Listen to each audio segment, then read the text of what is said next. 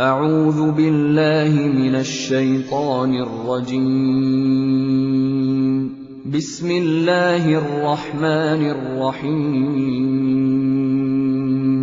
الحمد لله رب العالمين الرحمن الرحيم مالك يوم الدين إياك نعبد وإياك نستعين اهدنا الصراط المستقيم صراط الذين أنعمت عليهم غير المغضوب عليهم ولا الضالين. بسم الله الرحمن الرحيم. سورة أنزلناها وفرضناها وأنزلنا فيها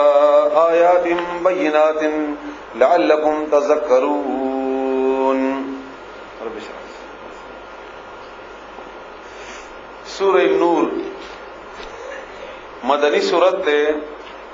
اللہ تعالیٰ په مدینه کې د یو خاص واقعې په بنیاد باندې نازل کړی او هغه واقعه د عائشہ رضی الله تعالی عنها هغه واقعه وا چې هغه ډېر لوی تکلیف دی او ډېر لوی یو د تکلیف نه ډک وخت و د رسول الله صلی الله علیه و وسلم او داغه په مسلمانانو او په عائشہ رضی الله تعالی عنها چې موږ تاسو مور وا او په نور صحابه کرامو باندې او دا واقعه د دې صورت شان نزول ده او دا واقعه شی وا د غزوه بنی المصطلق نه دا بقدای و علاقہ وا چې رسول الله صلی الله علیه وسلم سره مدینه کې نږدې اوسېدل داخله جدي طرف ته وا او هغه طرف نه دا یو غره غلو چې کنه داخله چې کوم دي حمله کوي پتا سو باندې رسول الله صلی الله علیه وسلم ته د دې اطلاع وشوله نو پیغمبر علیه السلام فورا هغه په سلاړو او هغه ختم کړل باقاعده هغه تیارې کړې او د رسول الله صلی الله علیه وسلم باندې د حمله کولو او دین علاوه چې کوم واقعا وا هغه داسې وا چې کوم عائشہ رضی الله تعالی عنها په خپل بیان کړی دا یا په بخاری او په مسلم کې د هغه مختلفو احادیثو کې ذکر شوی دی د هغه مختصر یا خلاصه تقریبا د غرنګي وا شپږم د هجری زمانہ وا یعنی شپږ کاله د هجرت تیر شوی مسلمانانو مختلفي کامیابی مندلې وي بدر کې دوی جګړه غټلې و احد کې دوی شکست خوړلې وو خو کافر هم فتح نه و مندلې چې کنه هغه د سګډه غټه کړې و هغه نورسته بیا نورې حتی چې هغه لوی جګړه هم وشولې او کافر په دبانې پوښول چې اوس مسلمانان باقاعده یو قوت ته او دا قوت اوس مونږه په زور باندې ختمولې نشو نو د دې زور د ختمولې بنیاد باندې چې ختموي نشو نو دوی په دې باندې سوچ وکړو چې داسې الزامات یا داسې اخلاقی عیبونه په دې کې را پیدا کو چې هغه د دې لپاره په خپلو کې او یا د اعتراضونه د دې لپاره د شکست باعث وګرځي او دا خبره مې تاسو ته مخکیم کړې و اوس هم تاسو ځین کې نه وای چې اقتدار یا حاکمیت خو الله تعالی ته حاصل لګنه په دې دنیا کې چې کلم تاسو حاصلوي طاقت دا په بدو تقدونه حاصلولای شي دینه بغیر ممکن نه ده چې تاسو مشروالي وکړئ یا به تاسو اخلاق ټولنه اعلی مثلا موږ دا ډله په دې کې یو مشر مقرر وو د دې مشر لپاره به دوه شرایط وي یو به هغه چې هغه اخلاقی صفات دا ټولنه لوي وي ویم هغه سره مالی وسایل او دا د قومونو دغه طریقه ده د دنیا مون دغه طریقه ده د ملکونو مون دغه طریقه ده نو دا کافر په دې باندې پوښول چې دا ډله چې دا مسلمانان دي نو ورته اسلحه شته نو ورته فوج ته نه د دې کپړو هدا پوری د دې نشدنی مې نیم کړی دي خوراک مو ټکور کې نه ملاويږي یعنی مادي حالت خدا ده خو اخلاقی حالت د دې ډیر زیات اوچته بره ده ډیر اعلی ده نو دغه ته باندې چې حمله مونږ اونکو او دا دې چې د دې مونږ را اونغورځو هغه وخت پورې مونږ دا دی وهله نشو او دا ډېر اهمه خبره را یاد ساتئ دا قومونه چې کله مسلمانانو وهلي دي او وهي او سپوري نو هغه زمونږ ته د ټانک نمخ کې د توپ نمخ کې د سکړ میزایلو نمخ کې او د کروز میزایل نمخ کې د خزې په صورت کې او یا د بهایي په صورت کې حمله کوي او دا باقاعده حمله وي د کفر طرف نه دا وړه مګنئ دا موږ چې د ویسیارونو کې او د کیسټو کې او د سیډو کې د کوټه د شعر اورو دا بقاعده د هغه حمله او میزایل دي چې موږ باندې کړی وي او موږ د هغه میزایل استعمال کوو په خپل کورونو کې دا هغه شی چې کفر په دې پوي دی چې په دې ځان زبدې کټه کول شي دا زما د ګټ ذریعہ ده زبدې باندې جنگ ګټل شي زموږ د پاکستان او د افغانستان د قومونو کې چې کم نوجوانان دي په دې کې چې کم قوم ته یا کم دماغ ته دا شی نه نوته ده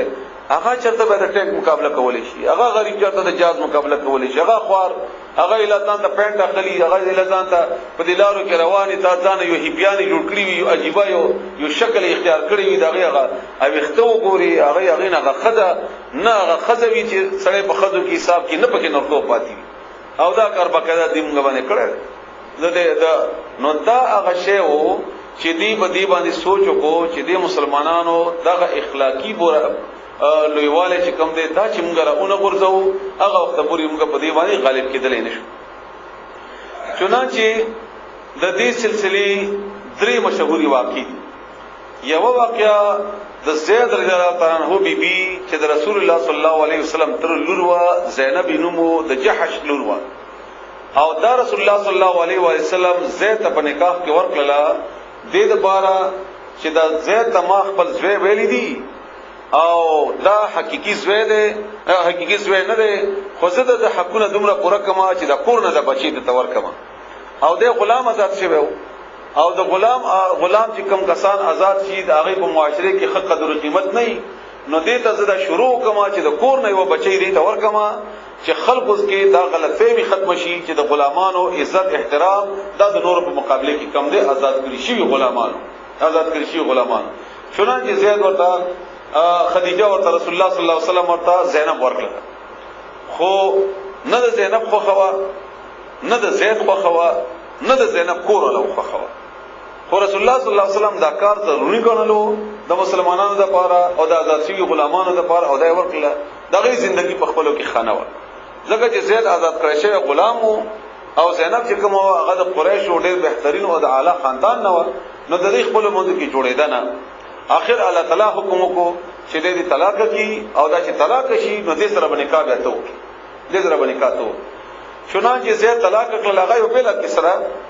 او رسول الله صلی الله علیه وسلم هغه سره نکاح وکړ د ترونو رسول الله صلی الله علیه وسلم نو دې منافقینو د اغینا دومره لوی فساد جوړ کو چې دا رسول الله صلی الله علیه وسلم نعوذ بالله په زینب باندې عاشق شوی او دا لیدلی و او دا خوخه و او انګور سره نکاح وکړو وګوره خپل انګور ځان ته طلاق کړل او بیا په نکاح وکړو او انګور سره په طلاق نه کیږي وغیرہ وغیرہ نو چونکی هغه خزوه د رسول الله صلی الله علیه وسلم د صلح نه نو صرف د خپل ویل سوی او دا دوی دغه طریقه ختمېدل ضروری وو نو الله پاک حکمت دا او چې دا ختم شي دا طریقه او د طلاق ورکی نو زینب ته خپل مقام خپل ځای ملاوي شي زید دې جنجال نخلاص شي په دې خلکو کې دا روایت چې کوم دي د مو بوله بیٹه موږ ورته وایو کنه دا به ختم شي خو دې منافقینو دا غنه یو لوی مصیبت او یو لوی خبره جوړه کړه په هر حال الله تعالی مدد کولو او دا یو اخلاقی خبره د مسلمانانو د لوی د تکلیف باعث و بیا دې نورستو په یو مقابله وکي کې د رسول الله صلی الله علیه و علیه وسلم د غډله د صحابه کرام رضی الله تعالی علیهم اجمعین یو دې کې جهاد تسلیم او هغه لار کې د عمر رضی الله عنه یو نوکر هم او یو نوکر د خزرج د قوم نو چې مدینه کې اوسیدونکو وو دوی اوبر اورلې د کوینا دواړه قرآن غلامانو په اوبو باندې جګړه شوله چې جګړه شوله د عمر رضی الله عنه چې کوم غلام او جحجاد غنمو هغه چې وهلي خپل مهاجر وته چې مهاجر راشي انصار می وਹੀ او د بل چې وهلي سنان یا سنان د نومو چې یا مهاجر یا انصار راشي موږ سره جګړه او دا نشته چې په خپل منځو کې لاسونه اچولې خو مشران صحابه کرام به خبر شول اغي فورن د معاملې رفع د فکړه چې دینه تاسو جګړه مچوړه وای دا دومره د جګړو خبره نه ده ولې جاهلیت تاسو لای خدای ته عبد الله ابن ابي هم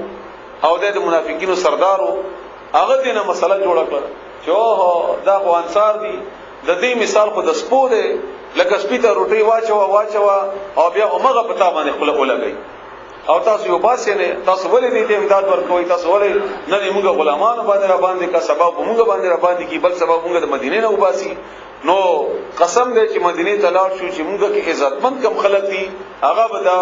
دا د عزت خلک وباسي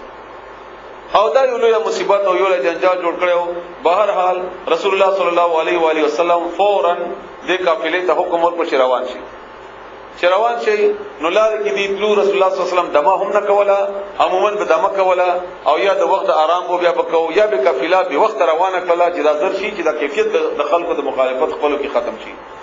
یو ځای کې رسول الله صلی الله علیه و علیه وسلم نه یو صحابي پوښتنه وکړه چې دا صحابي د مدینه وو او رسول الله صلی الله علیه وسلم ته ویلي چې یا رسول الله نن خو ته ډېر عجیب وخت کې روان شې، څه خبره ده، څه چل دی؟ وای تاسو دا صاحب چې کوم دی دته خبره دی ونه ورې دی؟ وای کوم یا رسول الله؟ وای دا عبد الله ابن ابي. وای یا رسول الله هغه د مخه پکې هغه پرېدا، هغه خو زمونږ د جګړو نه او د خزرج په منځ کې چې کومه مقابله وي هغه مقابلونه موږ تنشیوي او موږ فیصله کړې و چې موږ په خپلو کې یو اتحاد وکړو او یو بادشاہ بدن ته مقررو او هغه بادشاہ موږ دې مقرر کړو، موږ دته تاجم جوړ کړو او موږ بیا په تابع ایمان راوړو. نو هغه خو نسوسی دا خو به صحیح ختم شوی دا، نو دی وجه نه غنه ته درگذر وکاو هغه پرګدا. بهر حال رسول الله صلی الله علیه و علیه وسلم ته په دې خبرو موکو کې عمر رضی الله عنه ویلي چې ته ماته اجازه وکړه چې سر وورم دې زمړ کما دې قتل کما. بهر رسول الله صلی الله علیه و علیه وسلم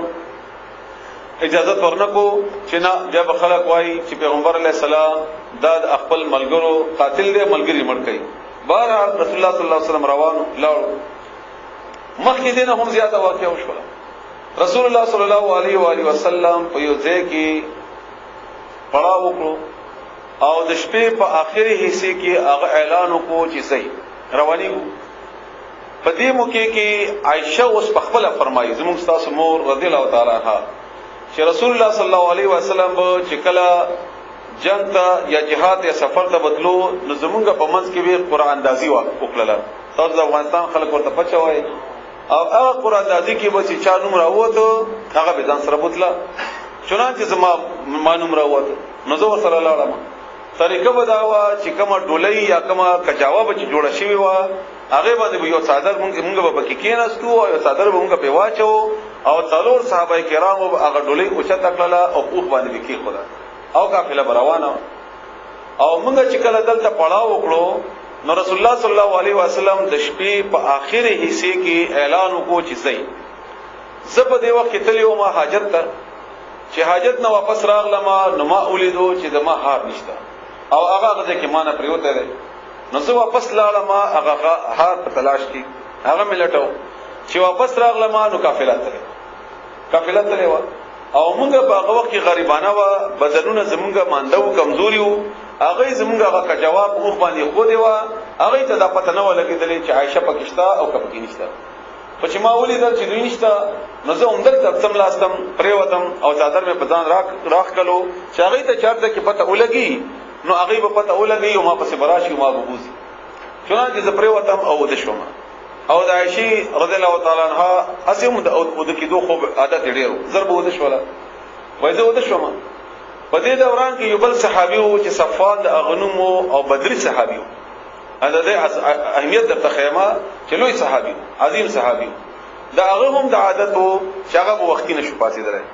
او د هغه باره کې یو روایت کې دا هم راغلی دي چې رسول الله صلی الله علیه وسلم ته فرمایلي وو چې زه عرض یې کړی چې زه وختي پاڅېدلی نه شم د سحر لمانځه ما دپاره. نو رسول الله صلی الله علیه وسلم هغه ته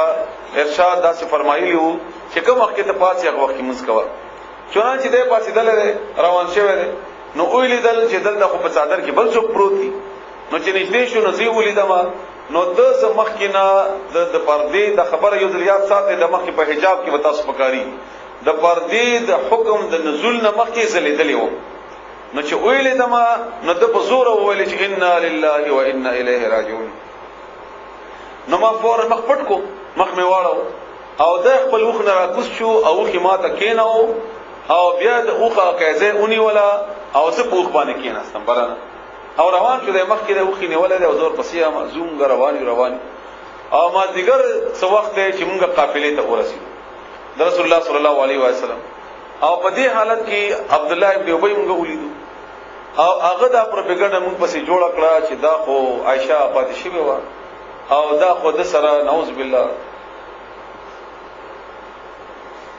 یعنی بدکاری کړې ده او دا قصدن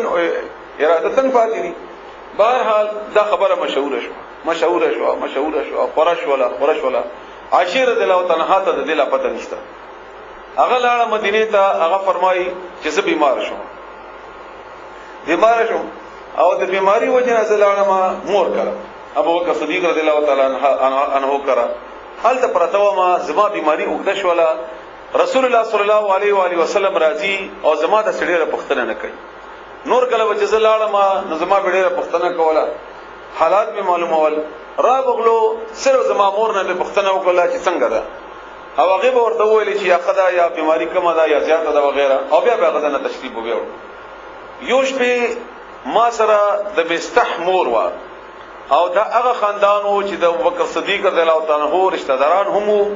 او ابوبکر صدیق رضی الله تعالی عنہ د دې د کفالت ذمہواری هم اغستې و، د دې به خرچه ورکوله او د دې مور مون کراوه. ما غه ته ویل چې ما سره لاړه شه حاجت تر زما باغې وخت زمونږ په کورونو کې به باترومونه واشرومونه بنو او مونږ وتلو بهر ته او مونږ بهر رواني اوس حاجت ته د حاجت رفع حاجت کوله د پاره پدې کې د اغي خپو خویدا د مستخپو خویدا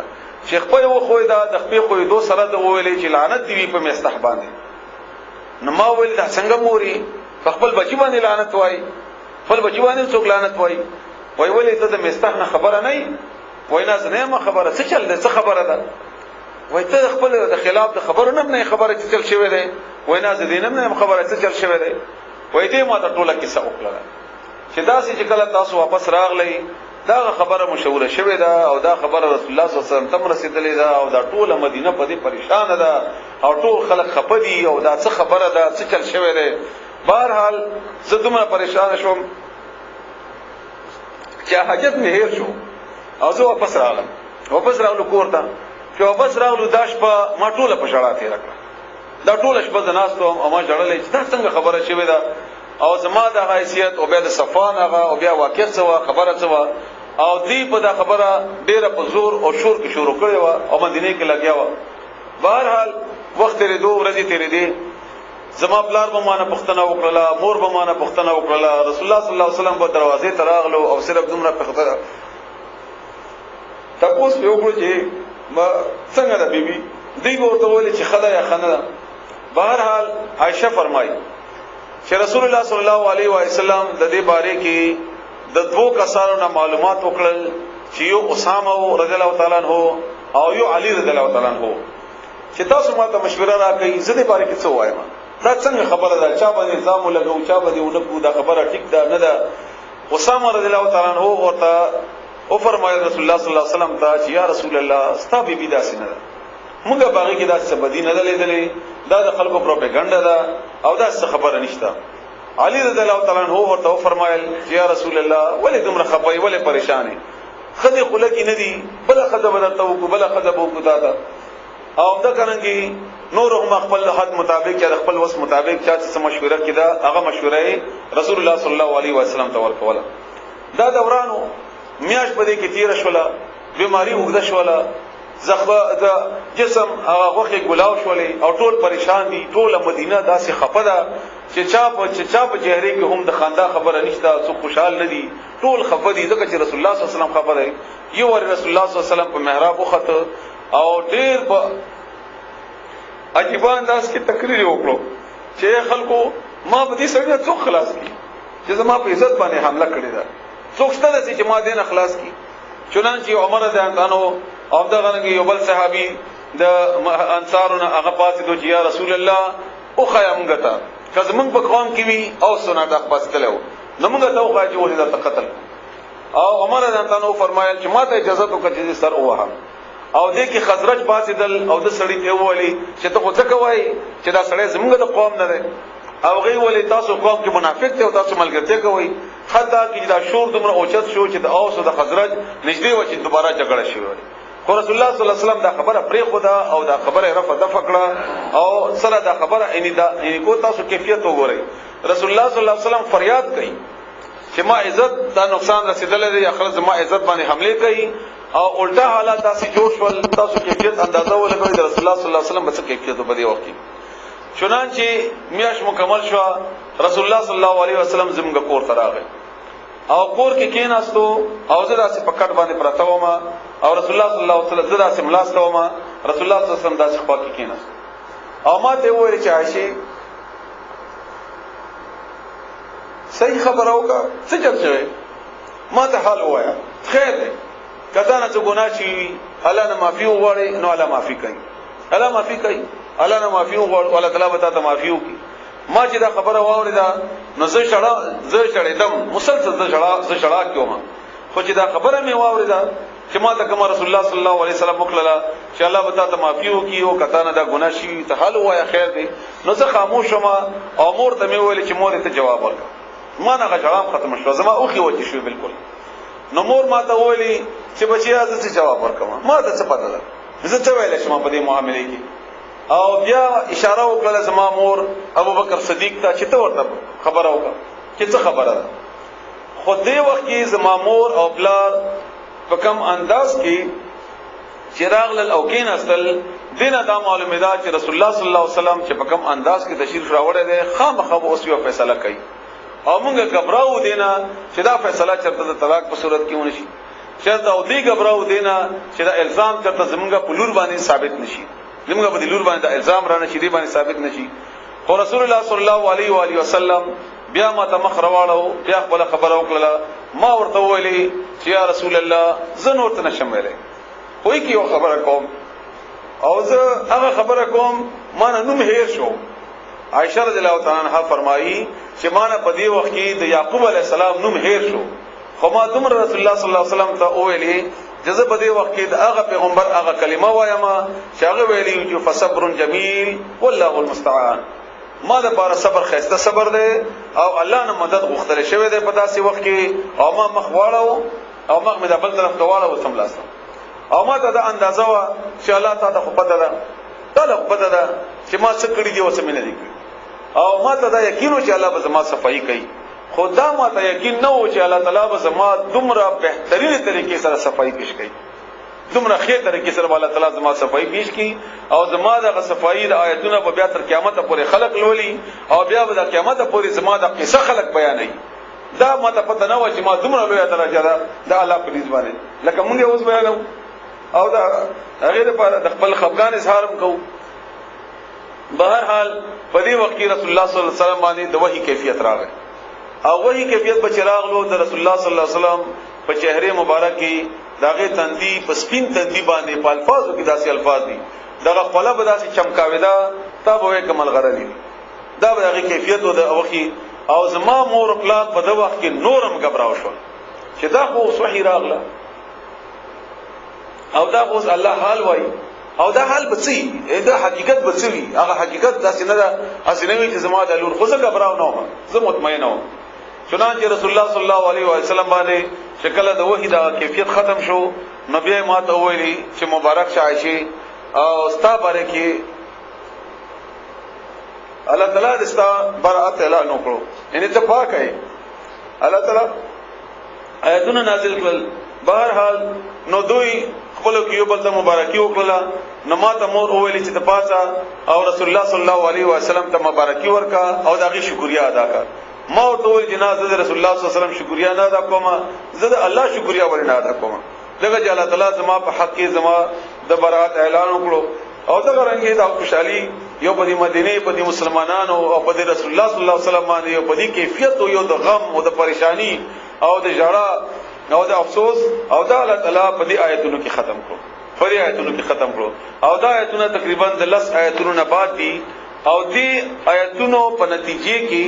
چې کوم احکامات دي د سورۃ النور هغه تاسو واورئ کله کله چې ځان سره اولی کوي هغه بیا راځي خدا دومره عظیم ترین واقعا وا یا دومره شدید ترین واقعا وا چې الله تعالی سورۃ النور په نازل کړو او په دې سورۃ النور کې الله تعالی دا د احکامات راوستول هغه احکامات دادي ورم باندې نمبر 1 د زنا سزا مقرره کړل شولا مخکې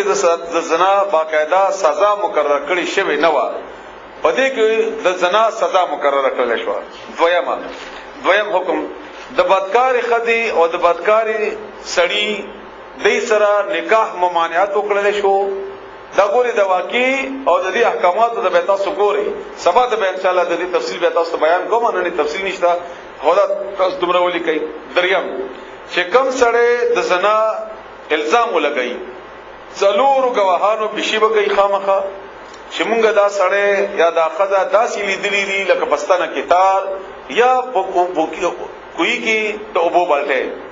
څلورم که سړی په دې خزه باندې الزام ولګي چې د زنا کړي دا خپل خاوند په خپل خزه ولګي نو دی به څلور واره قسم خوري، دی به څلور واره قسم خوري او خزه به الاخلاصيږي چې هغه څلور واره قسم خوري د په نتیجه کې. پنځم سترګې پټې کې او بیا په منافقینو یا اوریدلو خبرو پسې زی د ممانعات وشو چې دا څه بنه کوي. هر اوریدلې خبره به تحقیق کوي او خاص کر منافقین چې د اسلامی معاشرو کې کومه پروپاګاندا کوي دا پروپاګاندا به تاسو یو بل ته نه رسوي، دا خبره به یو بل ته نه رسوي. شپږم د فحاشي چې هر قسم خبره ده کدا د رښتیاو ده او کدا دروغ ده دا به نه پیلاوي. حقيقي خبره ولې نه ده او یا د دروغ ولې نه ده، خو د فحاشي د پیلاولو سبب نه ګرځي، دا به نه کوي تاسو. او په خپل منځو کې به یو ول باندې د خګمان بکوي، بد ګمان بنه کوي. یو سړی تاسو تنها ولیدو یو خدم ولیدا دا ګمان مکوي چې کړي دا بدکار دی، بلکې دا غیب په مقابله کې دا غیب باندې خګمان وکي، بد ګماني مکوي او خاص کر د زنا او د بدکاری په بنیاد باندې. اتم د یو بل کورونو ته به تکلف منه نه وځي بلکې اجازه اخلي. تاسو راتل دا به د دې ذریعہ جوړي د دې وجنه تاسو به اجازه ته او به تکلف یو بل کورونو ته د آسان سره نه وځي ما داسې مکوي. نه هم اخذو او سړو ته د سترګو کته قتل حکم شو چې خپل سترګې کته کوي برابر نه ګوري، یعنی خزه بنرتا نر بخته ده په برکت الله بعد احکامات سبا ان شاء الله به تاسو بیانېږي به ان شاء الله. لسم خزه خپل حکم کوي چې په خپل کورونو کې دنه سینې دا دینه او مخ سر دا پټ کوي په کورونو کې سر وخته او د سینې دا دینه دا په کور کې هم پټ ساتي. او یو لسم خپل خزه ته د غي خادمانو او د محرمانو نه علاوه تاسو هغه میک اپ یا هغه بناو سنگار مکوي چې هغه په مخ کې تاسو خپل ځانونه کوي. خپل محرم یعنی خاوند او هغه دین علاوه د هغه خپلوان چې هغه نه پرده نه کوي هغه په وړاندې به هم داسې میک اپ غیر دا بنه کوي. او دولسم خپل خدو ته بدا وایي چې دا کله بهر زی نو داسې میک اپ نه کوي او داسې عطر بنه لګي او داسې بناو سنگار بنه کوي چې د بهر لاړ شي او خلک دې تماشا وکړي، خلک دې تماشا وکړي. دیار لسم کم چې تاسو کې غیر شادي شوده دي کاغه غلامان او وینځي ولی نه دي دغه فورا نکاح وکړي، دغه فورا نکاح وکړي. او څوار لسم د خپل وینځو او غلامانو د هغه ازادي لپاره تنظیم وکړي او په آزادولو کې یو بل سره امداد هم وکړي، مکاتب راځي سره امداد هم وکړي. او پنځلسم د خپل وینځي چې کوم تاسو اغستې دي یا تاسو په جنگ کې نیولې دي دې باندې چکلې مچلوي، په دې باندې پیسې مګټي، د بدکاری اړې ته مچوړوي، دا کار مکوي. او دا په هغه وخت کې رواج وړي زیات. څوار لسم کورنی ملزمان چې کوم تاسو کور کې ملزمان دا په دې مخصوص وختونو کې تاسو کور ته نه درنه نوځي، لکه مثلا سحر منځنه مخ کې ماسپخی منځنه ورستو او ماسپتر منځنه بعد دا الله تعالی حکم په دې سورۃ نور کې نازل کړی دی. او ولسم بوډۍ خزي کدا غټ صادر په ځان رواچي نو دا ډیره بهتره ده او کنه راچي نو اجازه شته، خو خدا دا چې هغه دې صادر په ځان باندې اچي چې کله بهر وځي بوډېګانې. او وړاندې اتلسم وړاندې ګډیان یا داسې معذور خلک کدا د ضرورت شی واخلي نو دا هغه باندې ګناه نشته، ضرورت به شوی دی او ځان هغه ضرورت شی اوچت کو د ضرورت شی هغه باندې ګناه نشته. او نو نسم هغه قریبي عزیزان خپلوان چې هغه تاسو په کور کې به تکلف اوزین نه اوزي هغه ته تاسو هغه یا تاسو به تکلف دوستان یا نږدې خپلوان دا یو بل په کور کې دا به اجازه ته خوراک کولای شي د خیر دی. دا 19 احکامات دي چې کوم په دې سورۃ نور کې او تفهیم القرآن لیکون کی راجمه کړیو او ما تاسو ته بیان کړ په ابتدا کې سبب ورته تاسو په دې سوچ وکړئ چا چې لیکلي وي هغه ډېر زیاته فائدہ واغستې شي، چا چې نه لیکلي هغه د سورۃ نور پڑھاو کی چې دا 19 احکامات را جمع کړي. دا 19 واړه احکامات د بدکاری د کولو لپاره د رکاوټ په بنیاد باندې الله تعالی کړی. 19 واړه احکامات 19 واړه او دا ان شاء الله تاسو ته سبا ثابت هم شي. دا چونکه انتهایی بدترین عمل دی، انتهایی بدترین گناه ده. دا غي بنیاد باندې الله تعالی هر هغه شی تدارک کړی دی چې دا په نتیجه کې دا شکار کی. همدا وجه ده چې د سورۃ نور په ابتدا کې الله وایي چې دا انزلناها چې نازل کړی دی دا وفرضناها او دا موږ فرض کړی دی، دا ضروری کړی دی موږ. دیو جنا چې دا تاسو په معاشري کې دا ګندګي به هم لري کی، په خپل منځو کې دا غلفهمي به هم لري کی، او دا چې د خفقان او دا پریشانی حالت به هم نه راولي، او دا فحاشي چې تاسو کله نه کوي نو دشمن به هم در باندې نه غالبيږي، دشمن به هم در باندې نه غالبيږي. دا یو سورت انزلناها چې موږ نه نازل کړی دی دا، وفرضناها او موږ فرض کړی دی دا، وانزلنا او موږ نازل کړی دی فيها پدې کې یا موږ نازل کړی دي فيها پدې کې آیاتنا بینات واضحه لعلکم دې لپاره چې تاسو تذکروا نصیحت قبول کړئ، تاسو نصیحت لپاره. او په دې لومبني آیات کې الله تعالی د دې صورت اهمیت او فضیلت بیان کړو چې یو خدا دی چې دا فرض کړی دی او دا ضروری دی او په دې کې واضح نشانات دي، واضح احکامات دي، او دې لپاره چې تاسو دینه نصیحت حاصل کړئ. الزانیتو زناکار زنانا والزانی او زناکار سړی فجلدو او هی فجلدو جلد پستکی ته ویل کی. او د دې معنی دا چې داسې گزار ور کوي چې هغه گزار دغه اډو کې ته ونه رسیږي، او دومره گزاري چې هغه دغه پستکی باندې اثر پرېږدي د خپل خوګیدو. بعض خلک بیا د ګړو سزاګانې یا بعض د ګړو د سزاګانو په بنیاد باندې هغه سختیانی هغه سختیو کې چې هغه رسول الله صلی الله علیه و علیه وسلم کړی نه. نو جلد د معنا پستکه ده دومره وهل چې هغه دی دنه اډو کې ته یا دنه غوخه ته دغه اثر اونځي. او د دې طریقه هم د کوا چې رسول الله صلی الله علیه و وسلم په وخت کې به هغه چوکا دې جنا زیاته بنو چته ده، نه د غلط تاسو چې تاول او ورته منډه وهل وغیرہ دا به کې نشته دي. الزانیتو زناکار زنانا ابتدا الله تعالی د زناکار زنانا نه وکړه، ځکه چې د زنا ابتدا یا زنا د پر لاره عموما د زنانه و طرف نه کیږي. کچېر یو زنانه خپل ځان ساتي او ستل غواړي نو نر کې عموما دې طرف ته جرأت کمی په مقابله د زنانه وکي، او په کله د زنانه طرف نه نرمي اشاره ملاو شي یا خبره ملاو شي یا داسې حالات ملاو شي پیدا شي نو بیا د نر د پاره کنټرول باغ باندې ډیر زیات ګراني. نو دا وجه ده چې اوله الله ذکر هم د زنانه وکړو.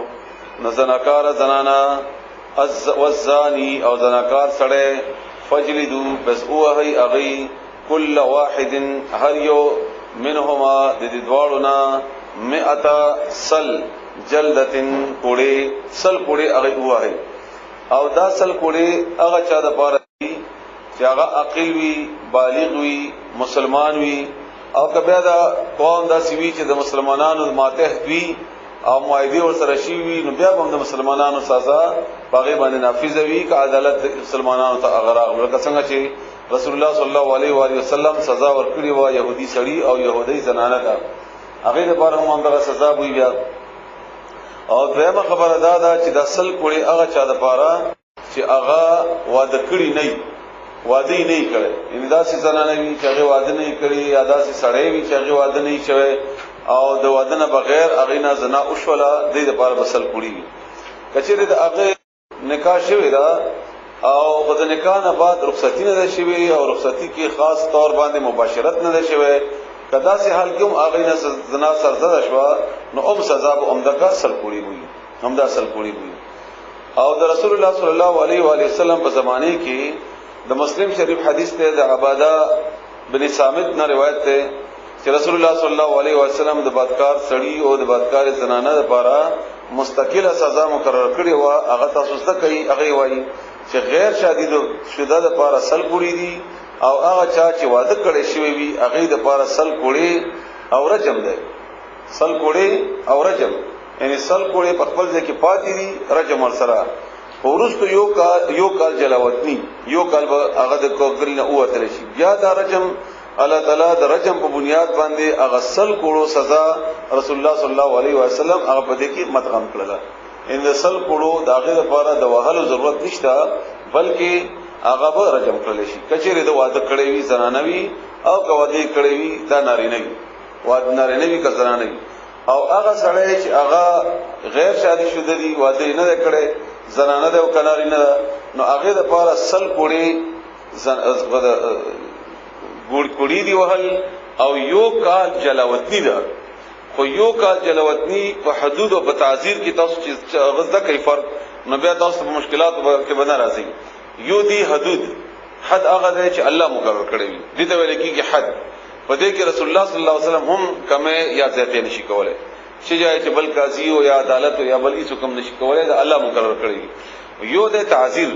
تعذير هغه وی چې قاضي د حالات مطابق هغه کې کمه زیاتې معافي کول وغیرہ دا کول شي هغه ته وایي تعذير نو کوم حدونه چې الله بخپله خودلی دي په دې کې زیاتې او کمه اختیاري چاته نشته او کوم چې تعذير وی هغه حالات مطابق هغه کې زیاتې او کمه دا ډول کول شي د حالات مطابق نو سل کوړي چې کم دي دا باقاعده حد ده په دې کې هیڅ وخت هم کمه یا زیاتې نشي کولای بیا ورسره احکامات سره نور دي چې په دې کې خاص خبره ده چې دا غسړې کچیر په خپل اقرار وکي او خپل اقرار د پاره هغه شرایط چې قاضي په د باندې ټول لاگو کی چې د عقل هم می د پویږي هم د خيار هم می د باندې چا زورم نه کړي او د خپل مرزیم دا کار کړی وي نو بیا خو صحیح ده دا قاضي باندې منحصره ده چې د ثابته کی او کنا چا د باندې الزام لګولې وي نو الزام لګولو د پاره د څلورو کسانو گواهی او داسي گواهی چې هغه وایي چې مونږه دا دوه کسان داسي لیدلیو عمل د زنا لکه څنګه چې په یو کوی کې بلټې وي آلات می داسي لیدلیو آلات سړې نه سړې او خدانه د سړی او د زنانه هغه حصي چې کومه حصو د زنا په استعمال کې راځي دا می داسي لیدلې وي لکه بلټې په کوی کې وي یا بستانه کتاب یو سړی مثلا اولیدل چې یو خضر یو سړی د بربندي خپلو کې ناشتي ولاړ دي ملاستی یا هغه په خپلو کې مینا محبت کوي او کیسینګ کوي وغیرہ وغیرہ دا اطلاع بده نه کوي او نه په دې اطلاع کول باندې په هغه سړو باندې به سزا مقرر کیږي کچېری یو سړی داسې اطلاع وکړه او هغه کر اختیار لیدلی او هغه سړی یو او څلور نو یا دو یا دریو او دا خبره یا دا واقعا هغه په حقیقت کې ولیدله نو بیا به هم هغه لپاره اتیا کوړي وي 80 کوړي سزا به ته ملاويږي دا الا چې کله دا څلور گواهان بار وینا بس سره کول نشي په دې عمل پستر ولیدل باندې وګوري دا دې لپاره چې د دې شهرت نکېږي تشهیر دي نکېږي ځکه چې دې خبره چې څومره تشهیر کیږي دومره بدکاری لپاره لارې جوړول کیږي چا بزرګ کې چې بیماری وي هغه بیا په ما خلکو پسې ګرځيږي او دا خبره دومره ګنده ده دومره بده ده قبیحه ده چې دا اډو خور نشي دا څومره چې پټي عمره خدا پټې دلې پکاري دي جی غیر محسن د پاره نیمه سزا ده او نیمه پر رجم باندې نه کیږي رجم نیمیږي نه رجم بسنګ نیمای هغه د پاره وصل کوړي وي بیا کچېره ده شادي شوده وی الا کو مقصد هغه کوي دا واده کړی او جنې او بس تا ډول د پاره یو د پاره وصل کوړي وي بل د پاره به رجم ها ضروري نه چې ډول د پاره یو شان سزا وي یو الګ واده کړي ده او کمی جنې سره چې بدکاری او شولا هغه واده نه ده کړي نو هغه جنې د پاره وصل کوړي وي او د الګ د پاره برجمي او دا جنې چې هغه سره ولاړه جی او دا شیطان جی جی او سره ولاړه او دا معلومات جی هغه جی څومره چې الله تعالی په دې کې سختی کړې ده کنه سختی د دې په شهرت کې او د دې په ټول غولو کې نه ده کړې سختی د باندې سترګو پټولو کې کړې ده په د باندې پرده اچولو کې کړی ده د دې یو دلیل د ډېر زیات اهم ده اهم احکامات دي خو خلک ابتدا کې فورا راځي نه به د پردي احکامات هم دي چې کوم سړی ته رسول الله صلی الله علیه وسلم د رجم سزا ورکړي و مایت رضی الله تعالی عنہ یا غبل زنانه ته تاسو ته پته ده چې مایز کم زنانه سره زنا کړو ولې نشته پته ولې نشته پته عائشہ وسی او د پښتنه نه کړې تا چا سره زنا وکړه دا د دې دلیل دی چې تاسو نه کوي هغه رقم ثابت شو هغه په خپل ځان باندې ثابت کړه چې ما زنا کړې ده اخره پر رسول الله صلی الله علیه وسلم پښتنه نه کړې چې تا زنا کړې ده خدا خو یقین دی چې بل څه خوشته کنه سره کړې خدا پښتنه نه کړې دا ته پوسی نه ده کړې بس هغه خپل پټه شوی دا یا بزانه پرده اچولې ده بس هغه دا پټ شوی دی یو زمونږ د پښتنو روایت دي هغه زمونږ د پښتنو روایت او د اسلام روایت دا ډیر سره نږدې دي کومې سزاګانې کوم بدیانې چې کړې دي همدا کرانګي په اسلام کې هم تقریبا همدا غرانګي دي هغه انسان به څنګه برداشت کوي چې داغه کور نه بچي لاړ شي یا داغه کور نه الګ لاړ شي چا سره وغیرہ خدا فیصله به عدالت کوي دا فیصله به عدالت کوي دا دغه سړی په خپل مرزي باندې دانه شي کولای چې ټوپک راوالي او هغه الګ وولي او هغه سړی وولي کدا عدالت د عدالتونه نه وسی جی دا په فیصله نه جی او نو دغه مشکل لکه نه دي د بارا به د کومه سزا چې دي کوم ته ملاويږي چې زمونږ هغه د زړه په مرزي باندې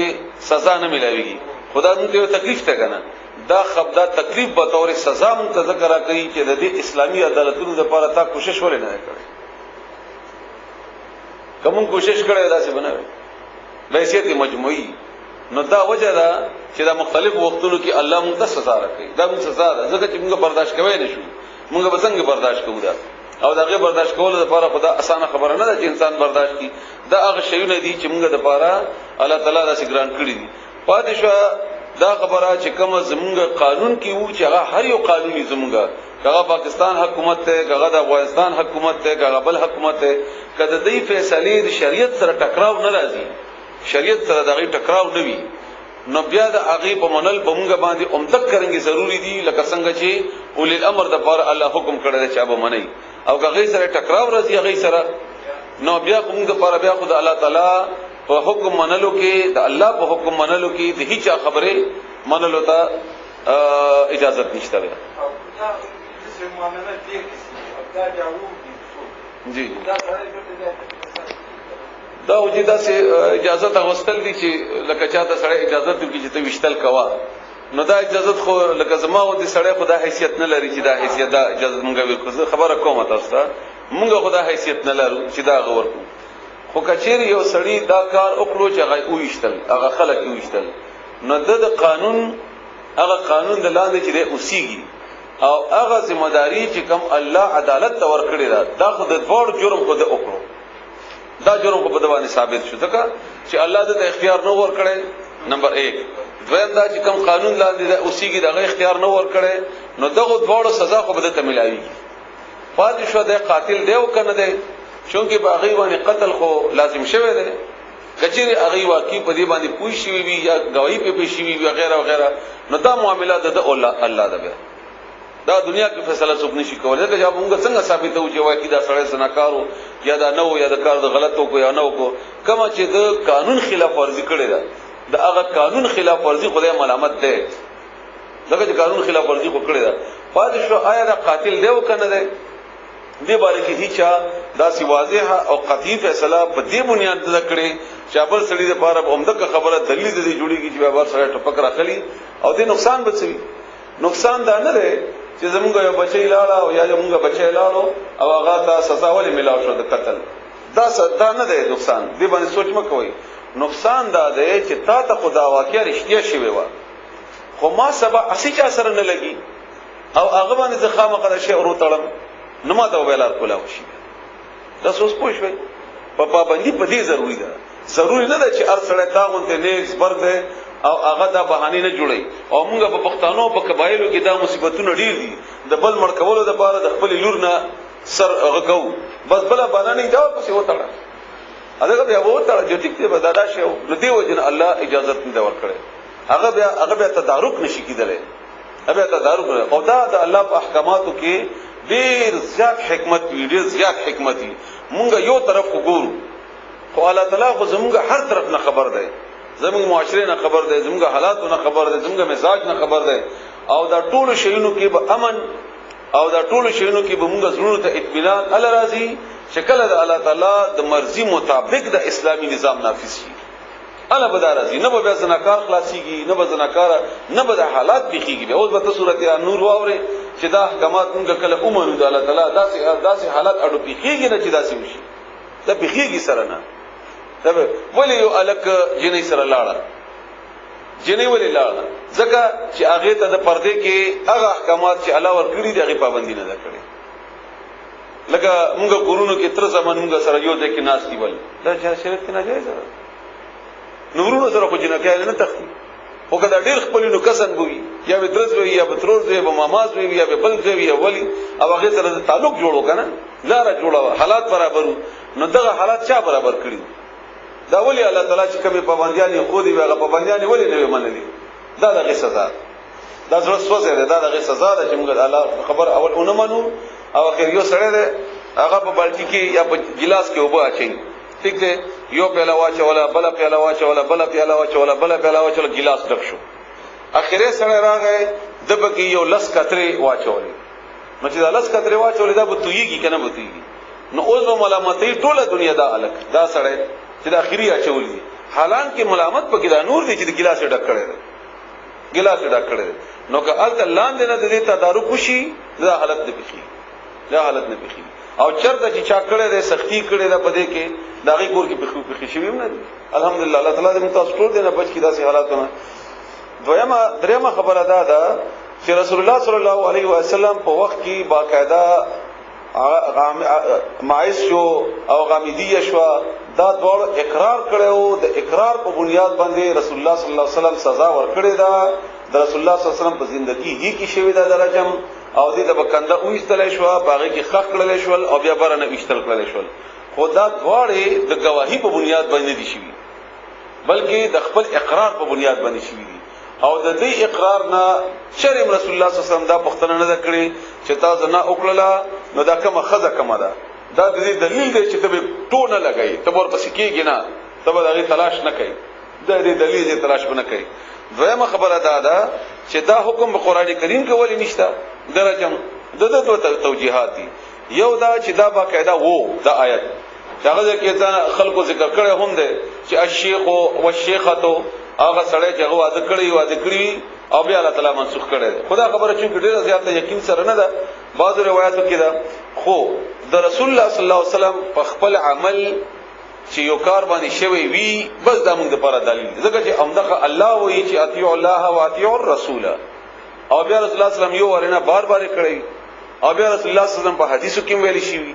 او بیا عمر رضی الله تعالی عنہ یو واری په محراب باندې ودرېد او تقریر او خطبه وکړه بخاری شریف کې ده او بیا ویلي چې ما تخکاری ده چې خلک به وایي چې قران کې د رجم سزا نشته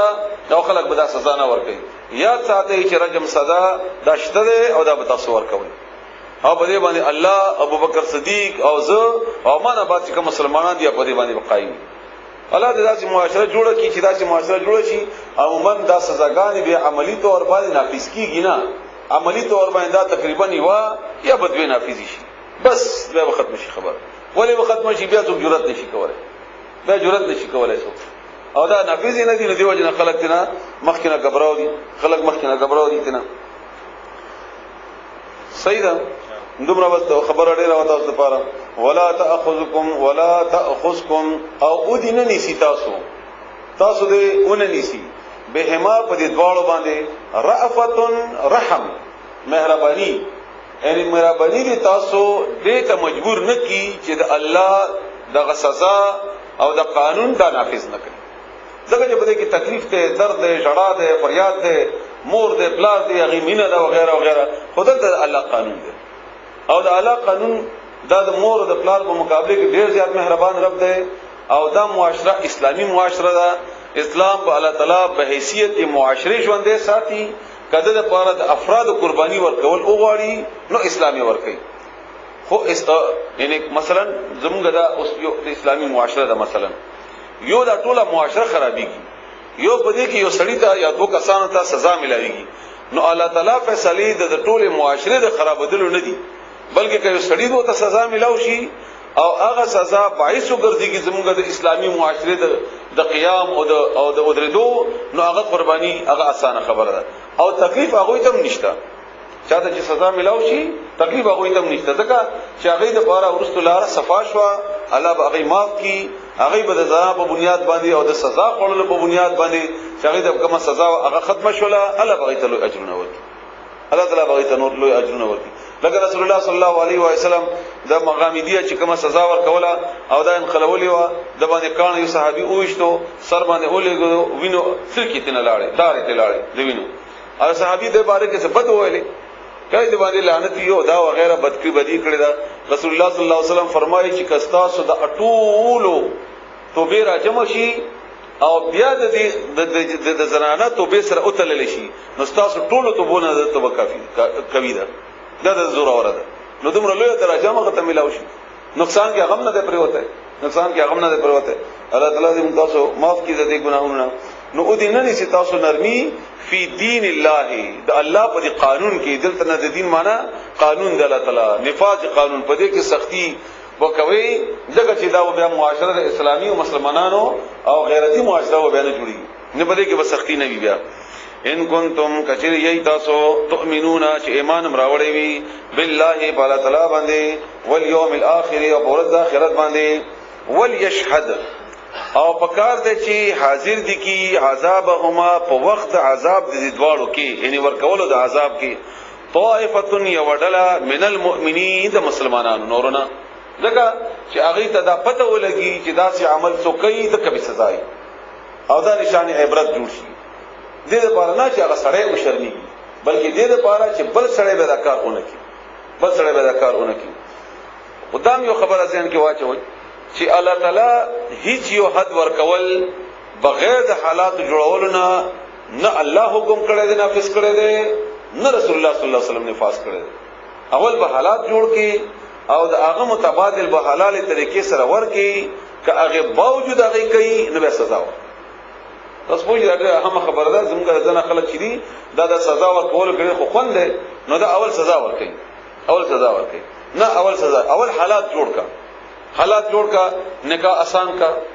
نکاح آسان کا چې خلکو ته مشکل نه وي هغه نه لاغي کوی کا هغه د بده باندې علم ورکا د الله تعالی سزا نه خبر کا لکه مثلا یو سړی دی هغه دومره وګه تکي دی چې هغه ته هیڅ نه ملاويږي د اغلا نه کوي دی بس کوي نو اسلامی حکومت یا اجتماعي معاملات او ذمہ دار حکومت چې د مسلمانانو دي دغه حالات به اول جوړي او د هغه حالات جوړولو باوجود کچره د کار وکړو داسي نه بیا بسنای بیا بساتای لکه مثلا یو سړی دغه واده وکړو هغه خواهش یا طاقت ډیر دی دویم دیو کی بیا ډیر دی دریم دیو کی هغه نه ډیر دی څلورم دیو کی نو الله په دې باندې کوئی چې نه زیات نشي کېده او یا د جهاد په صورت کې هغه وینځي دی بیا نو دا جایز صورتونه الله قائم کړی دي هغه نه پاتې د پاره دغه یعنی ګوره رجم چا د پاره دی چې واده کړی دی حلال شته نو چې حلال شته نو حرام ته ولې اومدا کرانګي ټول شي اومدا کرانګي ټول سزاګانې اول به حالات جوړه د قحط په زمانه کې رسول الله صلی الله علیه وسلم د لاس نه عمر د انتانو د لاس پر کولو سزا ساقط کړي و مستقل نشي ساقط کولای خو چون کې هغه وخت قحط او خلک مجبور وو هغه ته مجبور کې خلک لکه موږ خلک وایي پاکستان چې پولیس ولا رشوت اخلي ډیر بد کوي موږ ټول ډیر بد کوي خدا د حکومت ذمہ داری ده هغه ضرورت پوره کا بیا که غیر رشوت اخستونه پیدا ملامت ده انده څنګه چې کنه رشوت دی اخلي بس جایز دی ورته نه ده خو کاغذ ملامت ته نظمونګه قومي ادارې هم ملامت دا حالت جوړ کا څنګه نه اخلي زمونږ داغه مقابله کې د موټروي پولیس یو سیستم جوړ شو هغه د تنخواګان ډېرې کې مراعات او تډېر کړ هغه نه اخلي رشوت عموما نه اخلي نمدا غره ټول په دې باندې نه دا تاسو ځین کې وی چې الله تعالی ډایرکټ زموږ ته سزا ورکول خوند راکړي سړی نشي وای ادا کړي مزه ده نه اول به حالات جوړ کې امن به برابر کې هغه لپاره متبادل تیار کې هغه باوجود کغه نه کوله بیا هغه لپاره سزا الزانی زناکار سړی لا ينكحو هغه به نکاح نه کوي الا مگر زانیتن زناکار زنانه سره د دې شان نزول کې واقعا هم درغلی دا مرثد ابن ابي مرثد چې کومو د مدینه دا رسول الله صلی الله علیه وسلم راغله او مدینه ته مکینه او د دې وی خد سره تعلق او د عیناق نامي زنانه سره او چې کله د مسلمان شو نو د مطلوبه کړه مکینه نور مسلمانان دی راځتل او هغه خطر سره ملاو شوی دا چې تا ما سره زوړ تعلق وو نو اوس ما سره یا ما سره د بدکاری وکا او یا ما په نکاح کې واخله خیر د بدکاری نه انکار کړی دی او به ډېر په باندې او په سختی سره تختیدل دی چې مسلمان شوی و بیا نبی رسول الله صلی الله علیه وسلم ته راغله دی چې یا رسول الله ما خو دې خدي سره مینه ده او ما ته اجازه راکړه چې دې سره هغه کومه ده نکاح وکم حلال نو الله تعالی دا ایتونه نازل کړ چې هغه کاروباري زناکار ده او د دې خلکو سره پکار دي چې نیک سره او مسلمان سره هغه باندې کانه کوي او تا ته معلومه همي او نن توا زموږ معاشرو کې الله دې موږ معافيو کی دا او خلکو ټول نړۍ قدر دی چې هغه ان نامتو هغه دي زناکاران دي بدکاران دي زموږ د فلمونو اکټران موږ دا نه وایو چې دا کني خامخه بدکاران دي او خامخه دغه خو عموما الله دې موږ معافيو کی د چا په ټول کې بنه پریوزو الزانی زناکار سره لا ينكحو نکاح دین کوي الا مگر زانیتن زناکار خذ سره او مشرکتن او یا مشرک زنانه سره والزانیه او زناکار زنانه لا ينكحها نکاح بن کوي اغي سره الا مگر زانن اغه سره چې زناکاری او مشرکین یا مشرکی دا د غید قباحت په بنیاد باندې ګندګي په بنیاد باندې لکه څنګه چې ته د شرک نه او د مشرک نه نفرت محسوسه او تا باندې بد لګي پکاره چې همدا رنګ استاسو په معاشره کې د بدکار سړي هم تک پوزیشن هغه هم دومره په خلکو باندې بد لګي هغه هم دومره غوړېدل پوزیشن پکاره وحرم او حرام کړی دي ذات سره زنا هغه نکاح کولای شي زناکار خزه جی مشرک سره خو نکاح نشي کولای حکم چاته ده حکم چاته ده قران کریم دا حکم چاته ور کوي موت مشرکان غوړي کړه الحمدلله کنه نو مشرک پوښي او زناکار پوښي دا مثلا زناکار خزه مسلمانه ده مشرک سره څنګه راکړي جی څنګه زنا کوي څنګه نکاح کوي ور سره دا دلته وایي خبره دا دماغه ځاني لا يمكن لا ځانيه او مشرک او ځاني لا يمكن لا ځان جی او مشرک دا څنګه دی دا دې بنیاد باندې نه وایي چې الله تعالی قاعده جوړوي چې کني دا زناکار خزي تاسو را جمع کوي او دلته ورته مشرکین را جمع کوي او دا به خپلو کې نکاح کوي دا حکم نه دی د الله طرف نه دا باقاعده د قباحت اظهار دی د الله تعالی طرف نه کله یو خزه دا بدکار دا هغه مشرک سره واده کوي نو کوي دي څور سره مکه اصل خبره ده الله دې موږ معافيو کی و زموږ په معاشره کې مشرکین دي موږ خپېشن چې دا شرکم کوي قبر پرستیم کوي او بت پرستی وغیرہ وغیرہ کوي هغه موږ نه رشتہ غواړي نو الله دې موږ معافيو کی موږ بچره ونه کو خو هغه یو بل سره دی هغه خاندانی تور باندې زناکار دی یا زناکار کوي هغه کوي نو موږ په هغه باندې پابندی نشو لګولای موږ به پابندی نشو لګولای او هغه کوي نو اندوان په خپلو کې نکاح کوي کنه موږ پابندی به نشو لګولای دا خپل طریقه ده ای په خپلو کې نکاح کوي ناغي چې کوي داغي چې کومه طریقه دا قانون دی اسلام د اغي طریقې په بنیاد باندې اغي باندې پابندی نه لګي ای باندې پابندی نه لګي پابندی پتا باندې لګي ان مؤمن باندې ما وتا باندې چې ته مشرک ته لکه سورته بقره کې تیر شوی دی نه به مشرک خزه کوي نه به مشرک سړی ته خزه ور کوي او نه به زناکار خزه سره نکاح کوي او نه به زناکار سړی ته خزه ور کوي کاغي خپلو کې کوي نو کوي دا څه خبره ده بالکل مطلب اصل کې همدا ده ما تاسو ولې کنه چې قباحت ته اصل کې حکم نه ده قباحت ته دا دومره قبیح ته لکه څنګه مشرک ته او دا یعنی پکار ده چې دا ګندګي وسره وتړل شي موږ دا حکم نه ده چې کله اسلامي معاشره ته یا د مسلمانانو مشر ته یا د عدالت ته دا حکم ده چې ته هر مشرک اخلا او زناکار سره دغه کوا تا حکم ده اصل کې نه کولو د مؤمن ته وحرم ذلك او حرام کړی شوی دی علی المؤمنین په مؤمنانو باندې څه حرام کړی شوی دی مشرک سړی مشرک خدای سره یا زناکار سړی او زناکار خدای سره نکاح کول دا حرام حکم دا کوي حکم دا ده والذین هغه کسان يرمون د رمینه د رمی یو اشتلو ته ویل کیږي او د دې معنا تهمت لګول الزام لګول یو د هغه چې تا یو ځای کې باقاعده بدی ولیدا او داغه بیان کوي دا غیبت ده یو هغه ده چې هغه بدی نشته او ته بیان کوي هغه بهتان ده یو تهمت ده چې هغه باندې باقاعده سزا نافذ کی هغه په نتیجه کې سزا نافذ کی او داغه خزه بدنامي کیږي یا د سړی داغه بدنامي کیږي هغه ته تهمت وایي المحصنات په پاکو خزو ثم بیا خو محسنه ګورې دوه قسمه ده دا یاد ساتئ محسن لفظي معنا خو دا کلی ته ویل کیږي قلا وی کنه چار دیوالی مضبوطه دي ته ویل کیږي او دا چار دیوالی د خدای د پاره په دوه صورتونو کې ده یا د پلار طرف نه خاندان مضبوط ته آزاد خدای او به خاوند ده نو دا محسن ده او نیک ده یا د خاوند په بنیاد باندې محسن شوی ده چې د خاوند مضبوط ته او سړی ده یعنی یوش ولا خدای هغه چې هغه آزاد ده او د آزاد معاشره کې لوی شوی ده او غلام نه ده مطلب او یو د خاوند وجنه هغه محسن شوی ده وینځنه خاوند وجنه نو دا داسې فرق راغی دا به واده پاکه خدا دا واده سره پاکه خدا نو دا ټول دلته چې کوم اوس محسن ده دا د واده په بنیاد باندې محسن نه ده دا پاک د منی خدا پاکه خدا واده کړي ده یا واده نه ده کړي او پاکه ده صافه ده ستره ده مسلمانه ده پاکه ده ثم بیا الزام ولګو په دې پاک د منی خزه باندې ثم بیا د سړی د چا الزام لګول ده لم یاتو رانولی باربعه شهدا څلور گواهان کده پیش نکړل خو څلور گواهانو خبره مې درته وکړه سړی ولیدو یو ځای ناشتي بربندي ولیدل ملاستی ولیدل دا هر څه ولیدل خو اعضاء نه دی لیدلی نه دا بنه قبليږي بیا او دا د تدید پر نه خیمه چې تاسو عدالت او قانون د تخیمه دا تاسو ته د دومره صفه بیان دي د پر کومه چې الله تعالی دومره سختی کوي په دې کې چې مې بیاناو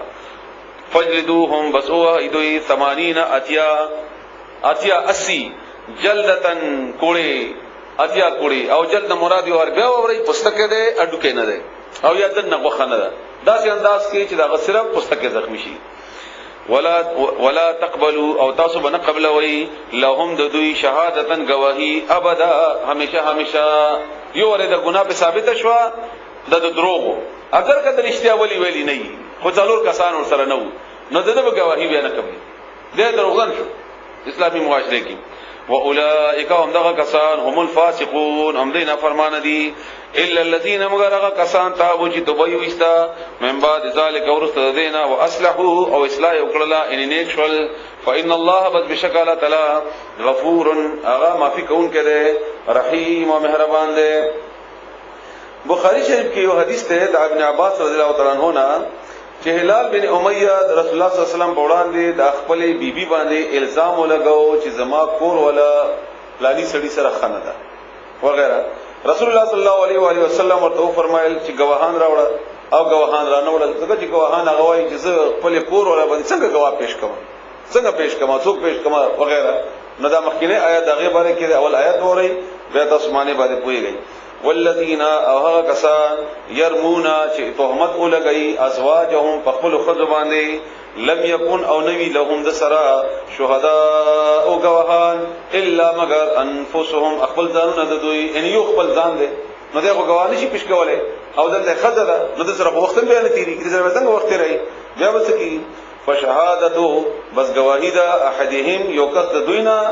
اربع او څلور شهادات قسمنا څلور واره بده قسم کوي او د قسم طریقه ملا خدای دا